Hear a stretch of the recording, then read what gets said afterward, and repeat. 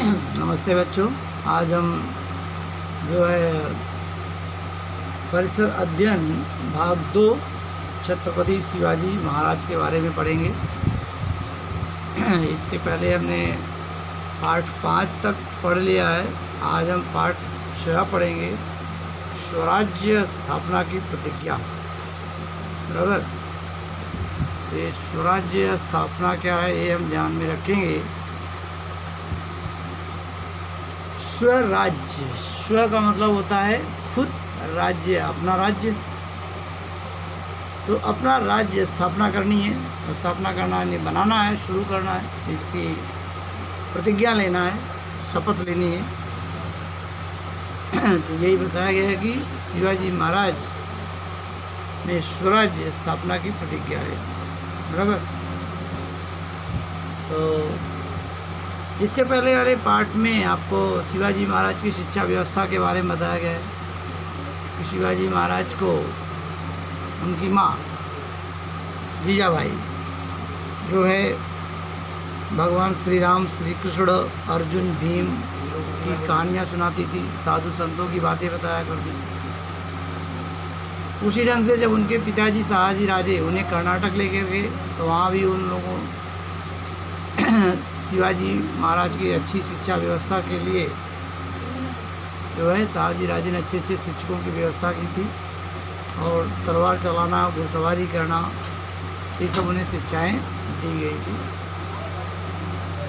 और वह 12 साल की उम्र में वापस कर्नाटक से पुणे आ गए और पुणे में फिर से उन्हें नए तरीके से दादाजी कोंडदेव की देखरेख में शिक्षा व्यवस्था शुरू की गई थी और दादाजी कोंडदेव ने उनके रहने के लिए पुणे में लाल महल बनवाया था। अब शिवाजी महाराज बड़े हो रहे थे तो वह बड़े होने के साथ स्वराज्य से संबंधित बहुत कुछ बातों को समझ रहे थे, इसीलिए अब उन्होंने अपने मन में स्वराज्य स्थापना के बारे में विचार करना शुरू कर दिया। तो देखिए, पहला शुरुआत क्या होती है कि रायरेश्वर का मंदिर। अभी रायरेश्वर का मंदिर क्या है ये हम देखेंगे। तो पुणे की दक्षिण पश्चिम दिशा में स्थित रायरेश्वर का मंदिर बड़ा ही सुंदर स्थान था। ये है शिवाजी महाराज द्वारा स्थापित राज्य।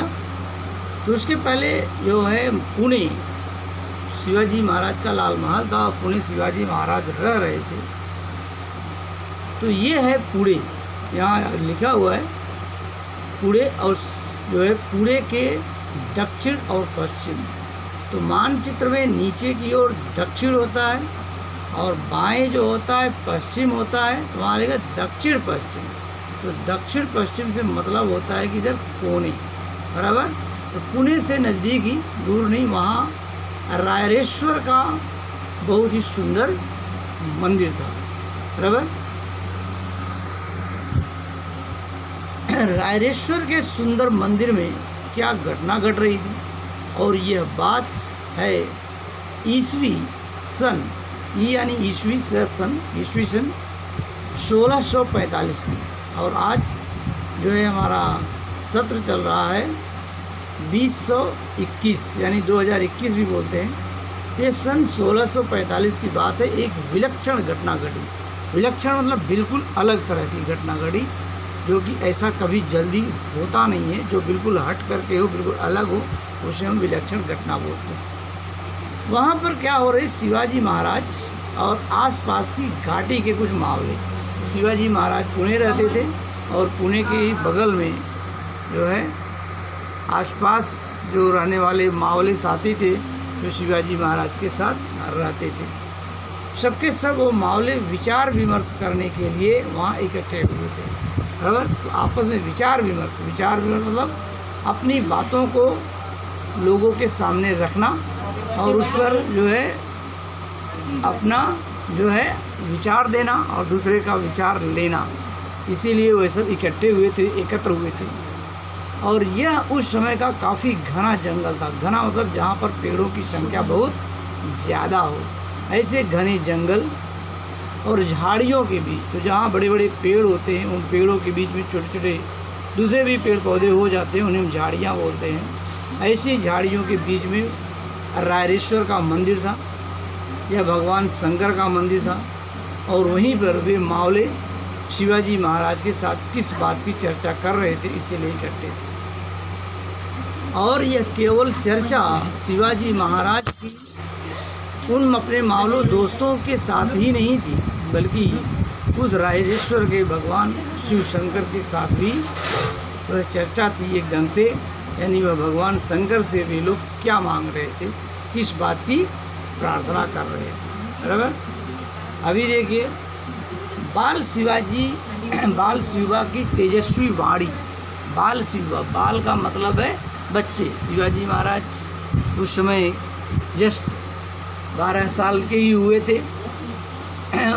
तो बाल शिवाजी की तेजस्वी वाणी, तेजस्वी माने ओत प्रोत, जिसको सुनने से लोग प्रभावित हो जाएं, मोहित हो जाएं, आवाज़ हो जाए है। शिवाजी महाराज आयु में अभी बहुत छोटे थे, पहले बोला, परंतु उनकी महत्वाकांक्षा ऊंची थी। महत्वाकांक्षा ऊंची मतलब होता है कि किसी लक्ष्य को लेकर के आगे बढ़ने की इच्छा। बराबर। तो ये महत्वाकांक्षा थी, बहुत ऊंची महत्वाकांक्षा थी।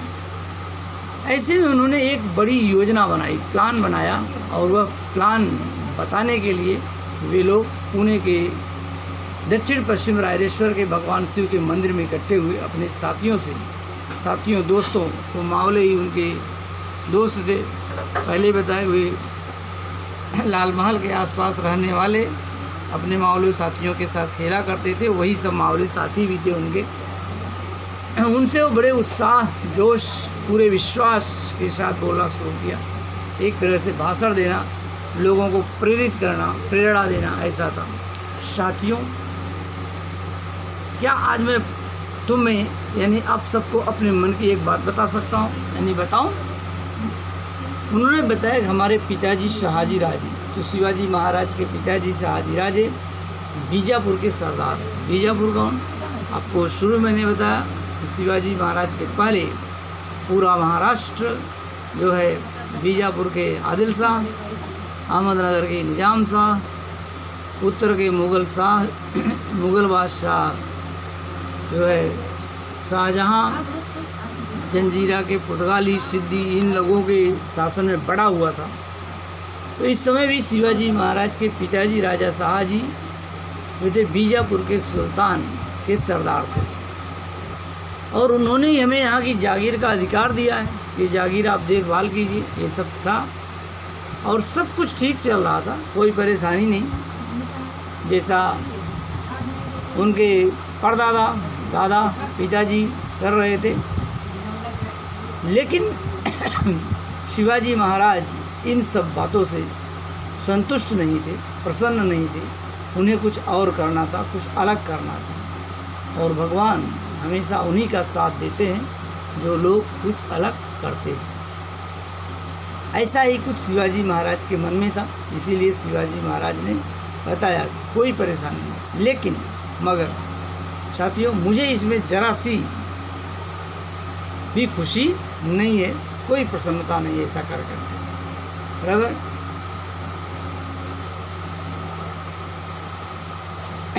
सुल्तान मतलब उर्दू में सुल्तान मतलब जिसे हिंदी में राजा बोलेंगे, उस ढंग से एक तरह से होते हैं सुल्तान। सुल्तान की जागीर से हम क्यों संतुष्ट रहे? सुल्तान ने हमें जो जागीर दिया है देखभाल करने के लिए, आखिर हम उससे संतुष्ट प्रसन्न क्यों रहें? यदि वे सुल्तान बन सकते हैं तो हम लोग क्यों नहीं? और दूसरों के हाथ से हम पानी क्यों पीए, है ना? तो यहाँ दूसरों के हाथ से पानी क्यों पीने से मतलब है कि धरती हमारी है ना, ये जंगल हमारे, ये पर्वत हमारे, ये नदियाँ हमारे, हाँ, ये सब कुछ हमारे हैं। लेकिन इनसे मिलने वाली चीज़ों को पाने के लिए हमें दूसरों से पूछना पड़ता है जो यहाँ नहीं रहते, तो दूसरे लोग हम पर कब्जा करके रखते हैं। ये मुझे स्वीकार नहीं है। बराबर। उन्होंने बताया हमारे चारों तरफ, यानी शिवाजी महाराज का जो राज्य था या जहाँ वह रह रहे थे उस समय, पुणे जो महाराष्ट्र राज्य में था, और महाराष्ट्र राज्य की चारों तरफ मैंने अभी जैसा कि बताया दूसरे राज्य थे। मैंने बोला उत्तर में मुग़ल बादशाह शाहजहाँ, दक्षिण में बीजापुर का आदिल शाह, अहमदनगर निजाम शाह, ये सब और ये लोग क्या कर रहे थे, बस अपना अपना हमेशा क्षेत्र बढ़ाने के लिए हमेशा युद्ध लड़ते रहते, एक दूसरे का क्षेत्र हड़प लेने के लिए, पा जाने के लिए हमेशा उनके द्वारा नियुक्त सैनिकों में लड़ाइयाँ होती थी। और इस लड़ाइयों में क्या हो रहा था, आदमी बेकार में बिना मतलब व्यर्थ बिना मतलब के मरते थे, क्योंकि राजा तो लड़ता नहीं, राजा लड़ने के लिए अपनी सेनाएं भेजा करता है और सेना में नौकरियां करते हैं सामान्य लोग, क्योंकि कुछ न कुछ अपने राज्य के प्रति जिम्मेदारियां और वीरता की भावना ये सब होने के लिए किसी न किसी सेना में होते हैं और राजा का आदेश मिलते ही लड़ने को चले जाते हैं। लेकिन जब लड़ाई होती है तो चाहे जीतने वाला हो चाहे हारने वाला हो, मारे दोनों तरफ से जाते हैं। बस फ़र्क सिर्फ इतना होता है कि जीतने वाले की तरफ संख्या कम हो सकती है और हारने वाले की तरफ मरने वालों की संख्या ज़्यादा हो सकती है। लेकिन बहुत सारे परिवार बेघर हो जाते हैं, कोई बचता ही नहीं। और इस तरीके से शिवाजी महाराज ने देख लिया था, क्योंकि महाराष्ट्र में उनका खुद का अपना कोई राज्य ही नहीं था, इसलिए महाराष्ट्र के जो लोग थे वे क्या थे, दूसरे अपने पड़ोसी राज्यों की सेनाओं में भर्ती थे, इसलिए लड़ाइयाँ होती थी। और कभी कभी ऐसी भी हो सकता है कि एक ही गांव के व्यक्ति दो अलग अलग राज्यों की सेनाओं में हो और एक ही गांव के लोग फिर क्या करेंगे, आपस में ही लोगों को मरेंगे ना। इतना सब कुछ होने के बावजूद भी सुल्तानों की नज़र में हम लोगों का कोई सम्मान नहीं, सिर्फ हम लोग एक लड़ने वाले सैनिक। ये शिवाजी का महाराज का लोगों के प्रति भावना थी कि किस ढंग से हमारे लोग बर्बाद हो रहे हैं। और इतना सब कुछ होने के बाद हमें मिलता क्या है, पराधीनता। पराधीनता से मतलब होता है गुलामी, यानी हम चाह करके भी कुछ भी अपने मन से अपनी इच्छा से नहीं कर सकते हैं। हमको कुछ भी करना होगा तो उनसे हमें पूछना पड़ेगा, अनुमति लेनी पड़ेगी, जबकि सब कुछ हमारा, ये जंगल हमारे, ये पर्वत हमारे, ये नदियाँ हमारे, ये धरती हमारे, फसलें हमारे, सब कुछ हमारे। लेकिन कुछ भी करना है उन लोगों से, हमें सुल्तानों से पूछना है। तो दूसरों के लिए आखिर हमें सब कितने दिनों तक कटते मरते रहेंगे, बराबर। ये शिवाजी का विचार था कि अगर हम दूसरों के लिए क्यों कटे मरे, अरे यदि हमें मरना ही है, हमें मुसीबतें झेलनी ही है, परेशानियां झेलनी है, तो हम अपने लिए करें। आखिर आप सब बताइए कि जागीर पाने के लोभ मैंने लालच में क्या हम इसे ऐसे ही चलने दें, हमेशा जो लकीर का फ़कीर बने रहें, जो चल रहा है चलने दीजिए, ऐसा न जाने कब से होता रहा है। स्थिति तो बदलनी चाहिए। इतना बोलने के बाद शिवाजी महाराज रुके। शिवाजी महाराज एकदम आवेश, जोश, कुछ क्रोध में बोल रहे थे, क्योंकि शिवाजी को उस समय की जो शासन प्रणाली थी या जो शासन चला रहे थे उनके कार्यों से बिल्कुल असंतुष्ट थे और वे गुस्सा भाव में थे और वे सब कुछ बदल देना चाहते थे। इसीलिए क्रोध से, गुस्से से उनका चेहरा एकदम तमतमा गया और वे बोलते बोलते अचानक रुके। वे उन युवा साथियों, युवा यानी जवान जो उनके साथी थे, उनकी ओर देखने लगे। अब इन लोगों की इच्छा क्या है, आखिर ये लोग चाहते क्या है, क्या ये लोग हमारी बातों से सहमत हैं, हमारा साथ देंगे क्या। देखने लगे तो रायरेश्वर के मंदिर में जो एकत्र हुए मावले थे, सब शिवाजी महाराज के बातों से बड़े रोमांचित हो गए और वे सब ऐसे मंत्रमुग्ध होकर के सुन रहे थे। ऐसा लग रहा था कि जैसे उन मावले पर शिवाजी महाराज का जादू चल गया और वे लोग मूर्ति की तरह बैठे उनके भाषण को बहुत ध्यान से सुन रहे थे। और शिवाजी महाराज के अचानक रुकने से उसमें उन लोगों में नई चेतना का संचार हुआ। उन लोगों की समझ में आ गया था, एक रास्ता दिखाने वाला उनको कोई मिल गया था, उन्हें अपना एक नया नेता मिल गया था और उन्हें यह नेता अपने में से मिल गया था और जो उन्हें काफ़ी आगे ले जाने वाला था, ऐसा उनको लगने लगा। एक नई दृष्टि थी, नई विचार थी, नई संचार थी। इसीलिए उनमें से एक तुरंत बोल उठा बोलिए बालराजे। बालराजे मतलब बालक, क्योंकि शिवाजी महाराज उस समय बहुत छोटे थे। पहले बोला बोलिए, हमें अपनी मनोकामना बताइए। मनोकामना का मतलब होता है मन की इच्छा। आपके मन में आगे चल क्या रहा है, आप हम लोगों से चाहते क्या हैं, वो हमें बताइए। आखिर जब हम आपके मन के विचारों को समझ पाएंगे तभी हम लोग उस पर कुछ निर्णय ले सकेंगे। आप जो कहेंगे वो हम करने के लिए तैयार हैं। वे लोग शिवाजी के भाषण से, शिवाजी के कहने से, उनके विचारों से इतने प्रभावित थे, वे बिना पूरी बात को जाने समझे जो है हर काम शिवाजी के कहे अनुसार करने के लिए तैयार हो गए, क्योंकि शिवाजी महाराज के प्रति उनमें विश्वास बढ़ गया था। उन्हें लगा कि जो वह करेंगे कहेंगे वह अच्छा ही होगा। ऐसा विश्वास बहुत कम लोगों को ही मिल पाता है।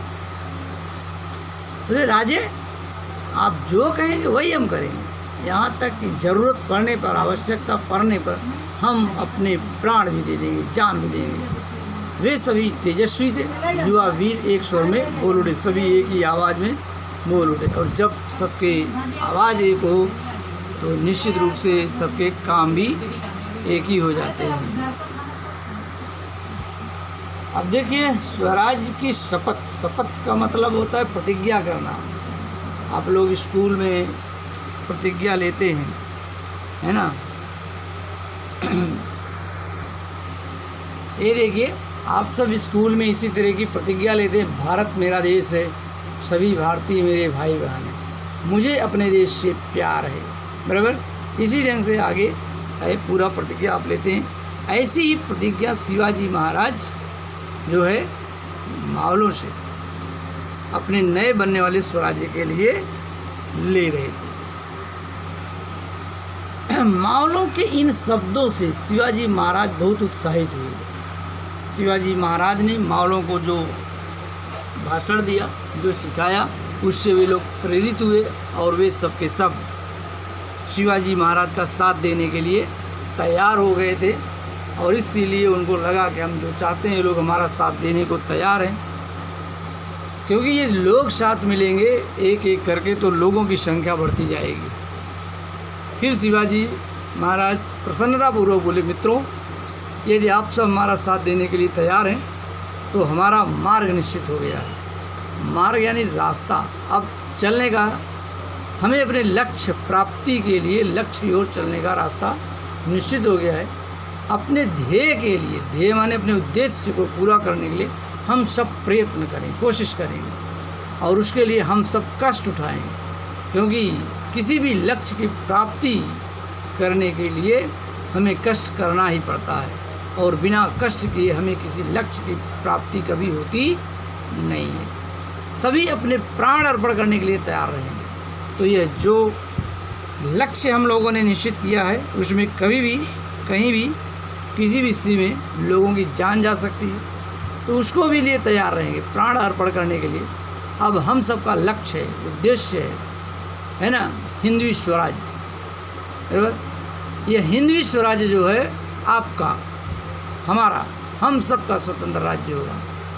हमें दूसरों की पराधीनता, गुलामी नहीं करनी पड़ेगी, बराबर। इसमें सभी लोगों को अपने विचार होंगे, अपने आइडिया होंगे, वे सब लोग अपने अपने ढंग से काम कर सकते हैं।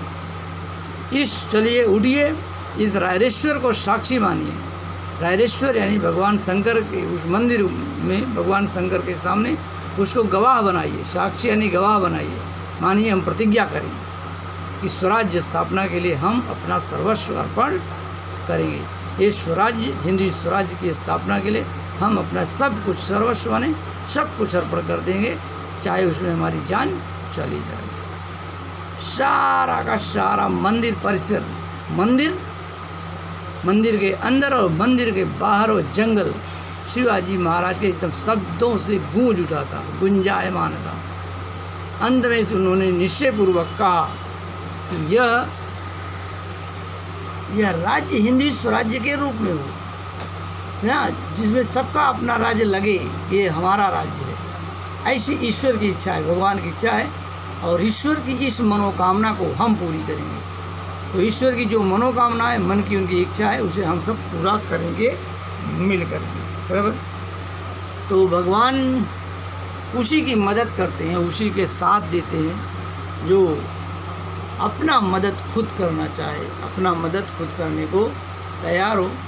क्योंकि ये कोई अपना खुद का ही काम करना ना चाहे तो भगवान कब तक किसी का काम करेंगे, बराबर। ये देखिए वह स्थान जहाँ पर शिवाजी महाराज स्वराज्य स्थापना की प्रतिज्ञा कर रहे हैं, और ये आप देख पा रहे हैं इसमें भगवान शंकर का पिंड।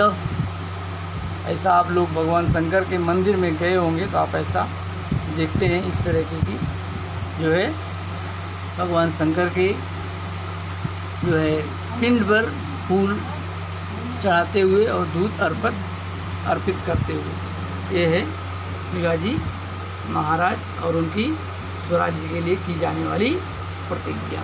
ओके, अभी देखिए तो शिवाजी महाराज की प्रतिज्ञा पूरी हुई। ये सारे के सारे मावले जो भी थे शपथ लेकर रायरेश्वर मंदिर के बाहर आए।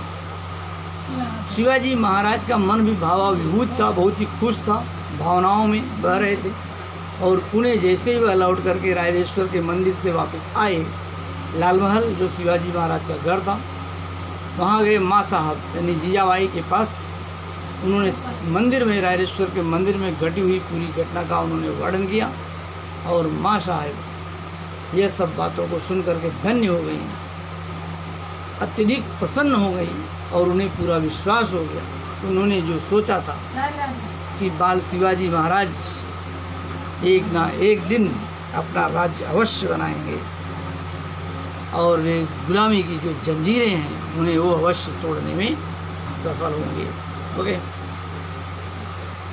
अब देखिए मावल प्रदेश में मावलों का संगठन। तो मावल प्रदेश जहाँ मावले रहते हो उसे मावल प्रदेश बोला जाता है, और मावल प्रदेश में रहने वाले लोगों को मावले, और उनका ये संगठन यानी समूह, ग्रुप।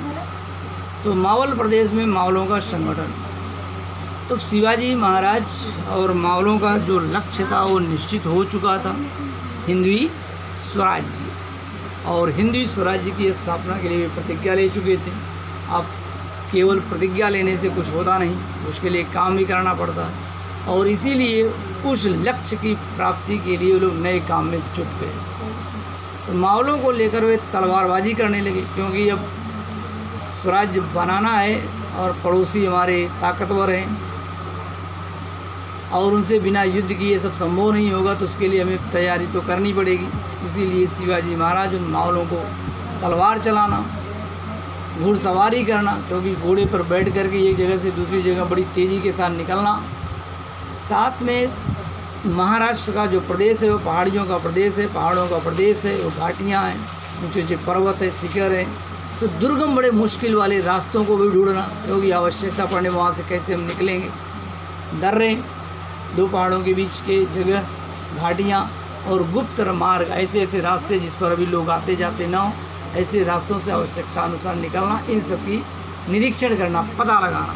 और यही उन लोगों की दिनचर्या हो गई। दिनचर्या का मतलब होता है रोज़ का यही काम था, तलवारबाजी चलाना करना, घुड़सवारी करना, दुर्गम मार्ग खोजना, घाटियों और गुप्त मार्गों का पता लगाना, बराबर। इस तरीके के कार्यों से शिवाजी महाराज के कार्यों को देख करके सारे मावले बड़े प्रभावित थे, और अपने इन कार्यों से शिवाजी महाराज ने मावलों का दिल जीत लिया था, हृदय। और युवा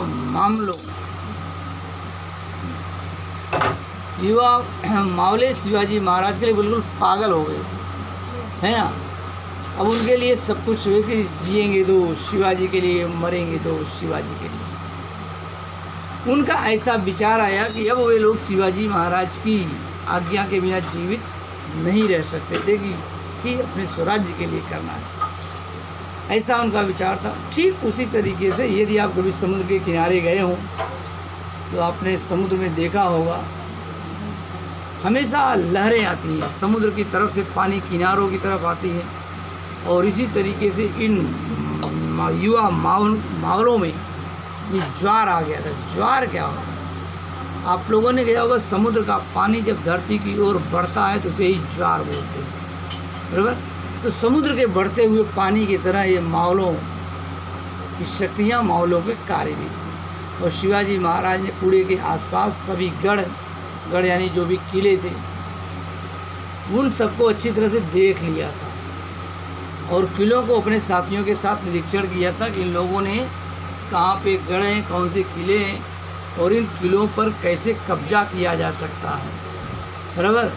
और किलों तक पहुँचने के रास्ते क्या हैं, ये सब पता किया उन्होंने। गुप्त माने छिपे हुए रास्ते, जो रास्ते सबके लिए नहीं होते हैं, सुरंगों पहाड़ों या धरती के नीचे के रास्ते भी होते कब बनाए जाते हैं। तहखानों घर के नीचे भी ऐसे घर बने होते हैं। और गोला बारूद जो युद्ध के समय काम आते हैं। अस्त्र शस्त्र वे हथियार होते हैं जिन्हें कुछ को हाथ में लेकर के लड़े जाते हैं, जैसे तलवार है, गदा है, और कुछ ऐसे अस्त्र होते हैं जिन्हें फेंक करके लड़े जाते हैं, मारे जाते हैं दुश्मनों को, जैसे भाला है, तीर है। ऐसे इन अस्त्र शस्त्र को और शत्रु के सेना के और दुश्मनों की सेना, शत्रु और दुश्मनों की सेना के स्थलों की पूरी जानकारी ली कि दुश्मन की सेना कहाँ है, इन हालात में यदि हमारा उनसे युद्ध हुआ तो हमें किन किन स्थितियों का सामना करना पड़ेगा, ये सारी स्थितियों शीघ्र की जानकारी प्राप्त कर लें। अब मावल प्रदेश के साथ, तो मावल प्रदेश में जगह जगह यानी हर जगह देशमुख अपनी अपनी जागीर संभाले बैठे थे। देशमुख मैंने पहले बोला कि जो सुल्तान हुआ करते थे वे सरदारों को जागीर दिया करते थे, और जहाँ ऐसे सरदार ना हो तो वहाँ ऐसे कुछ लोगों की देखभाल करने के लिए दे दिया करते थे कि वे लोग इस एरिया की देखभाल कीजिए।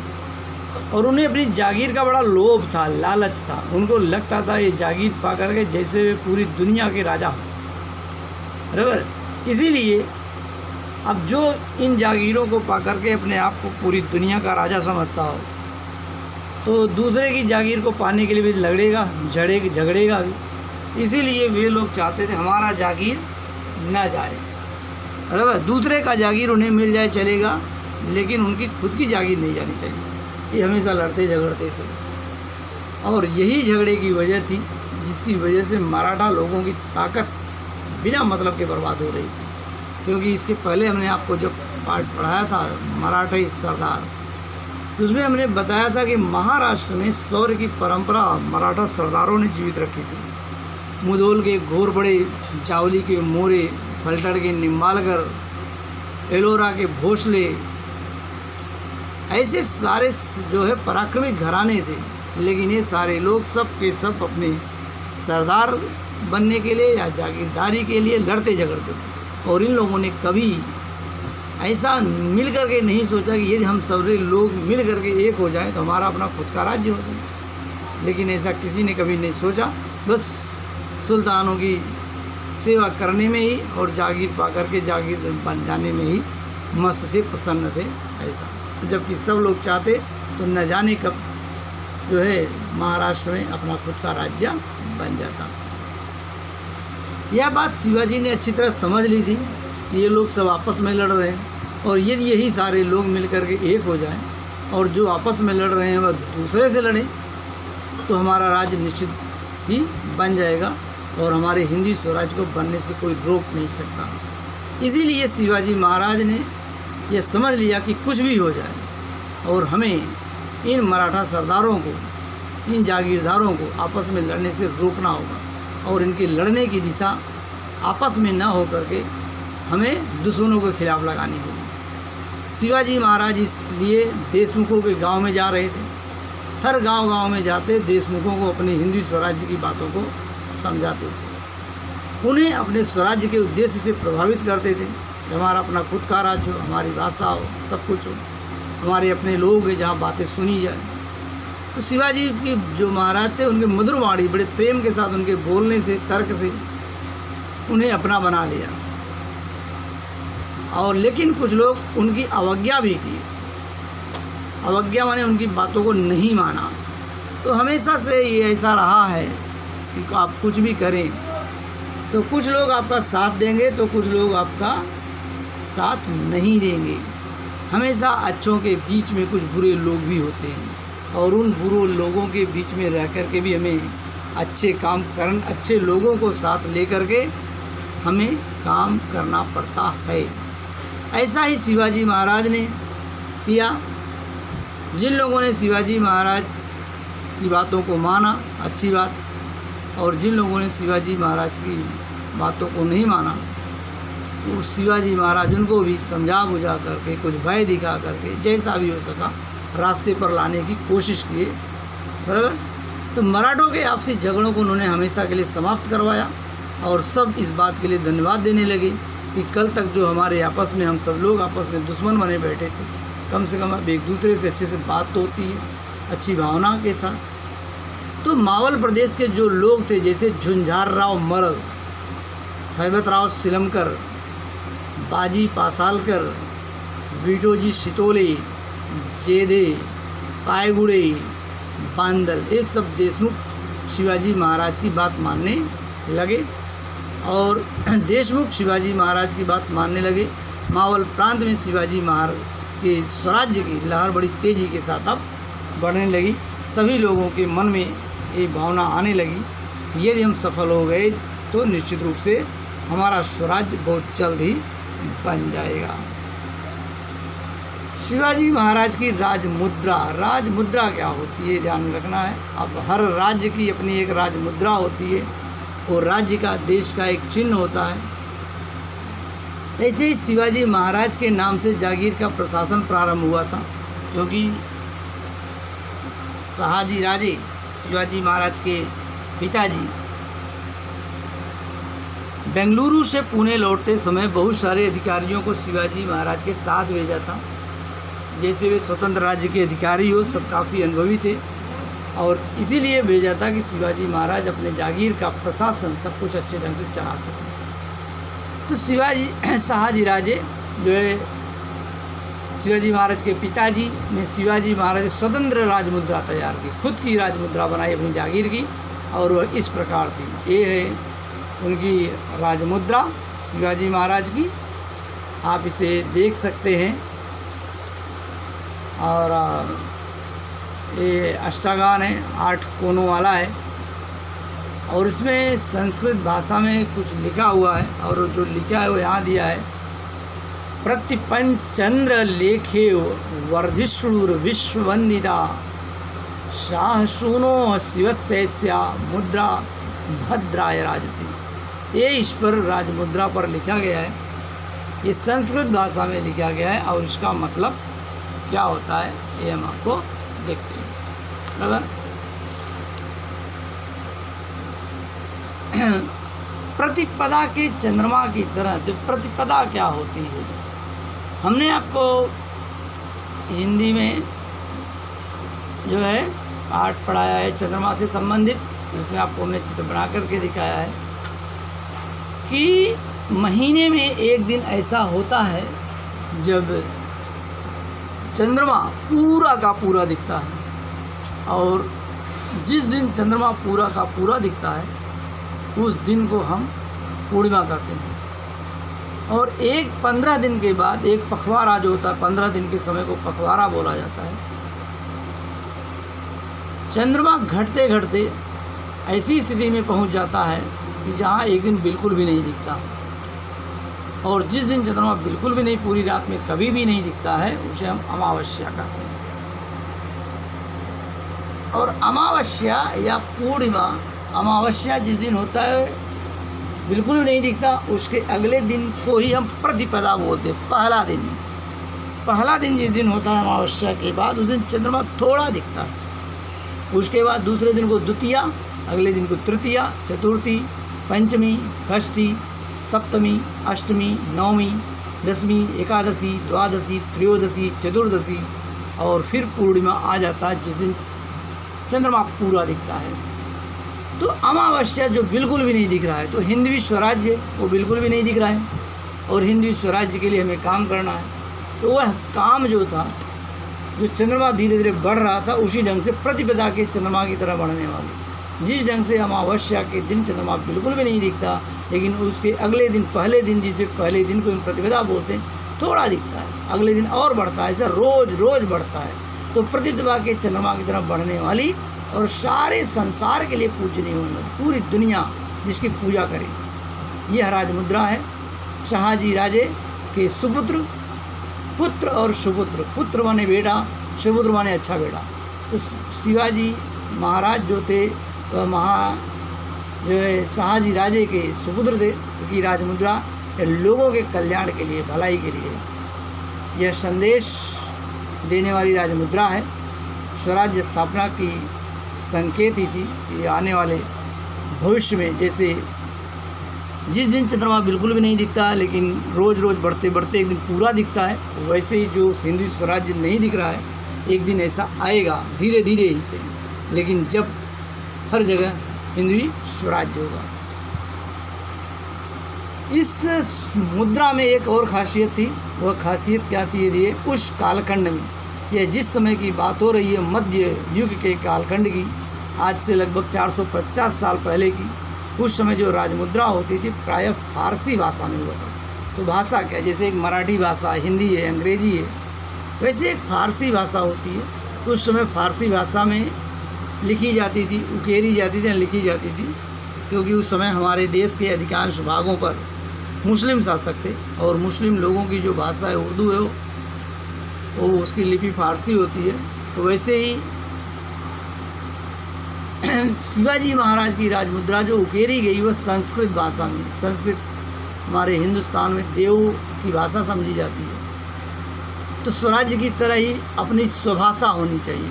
स्वराज्य, खुद का राज्य, जैसे खुद का राज्य हो उसी ढंग से स्वभाषा, खुद की भाषा होनी चाहिए। यह खुद की भाषा हिंदू संस्कृत जो थी हिंदुस्तान की भाषा थी और है अभी देव भाषा।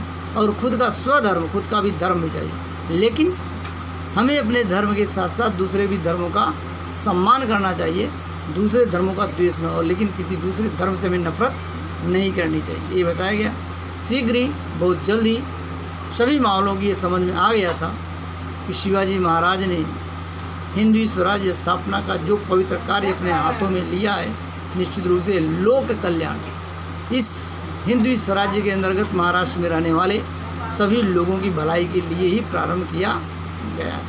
ओके, देखिए स्वाध्याय के पुणे, रिक्त स्थानों की पूर्ति करो। पुणे की दक्षिण पश्चिम दिशा में स्थित यहाँ डैश का मंदिर बड़ा सुंदर स्थान। यहाँ क्या लिखेंगे? रायरेश्वर। बराबर। मावल प्रदेश में जगह जगह कई देश अपनी अपनी जागीरें संभाल बैठे थे। यहाँ देशमुख, मावल प्रदेश में जगह जगह कई देशमुख अपनी अपनी जागीरें संभाले बैठे थे। अगला है, शाहजी राजे ने शिवाजी महाराज की स्वतंत्र तैयार की राजमुद्रा। बराबर। आगे देखेंगे, प्रत्येक प्रश्न का उत्तर एक एक वाक्य में लिखो। रायरेश्वर के मंदिर में शिवाजी महाराज ने अंत में निश्चयपूर्वक क्या कहा? बराबर। अब देखिए सारा मंदिर शिवाजी महाराज के शब्दों से गूंज उठा। अंत में उन्होंने निश्चयपूर्वक कहा, यह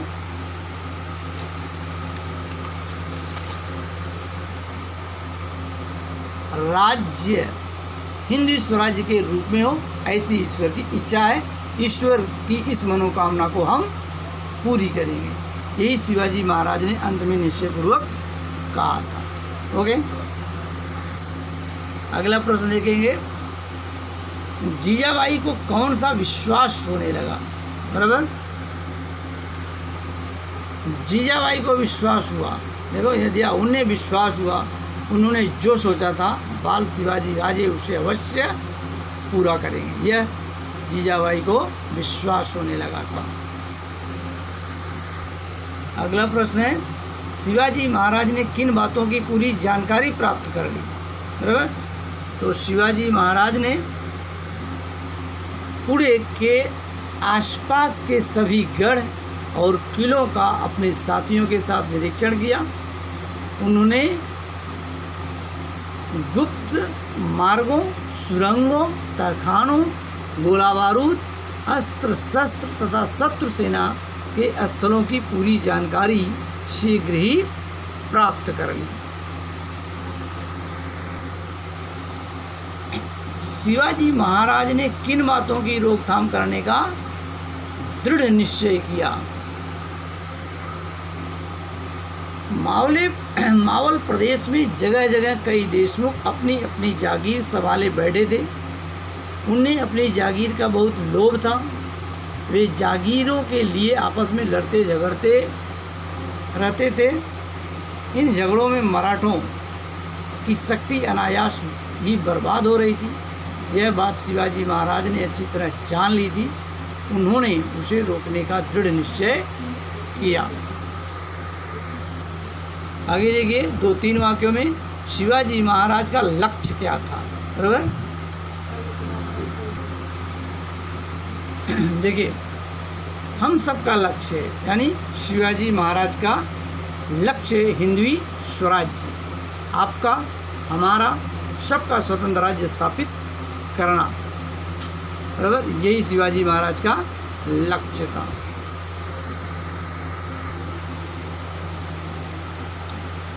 शिवाजी महाराज का दिनक्रम क्या था? दिनक्रम माने दिनचर्या, उनके पूरे दिन भर क्या उल्लेख करते थे। ओके, शिवाजी महाराज अपने नए कार्य में जुट गए। मावलों को लेकर वे तलवारबाजी करने लगे, घुड़सवारी करना, पहाड़ियों में दुर्गम मार्ग ढूंढना, दर्रों, घाटियों एवं गुप्त मार्गों आदि का निरीक्षण करना, यही उनकी दिनचर्या हो गई थी, दिनक्रम था।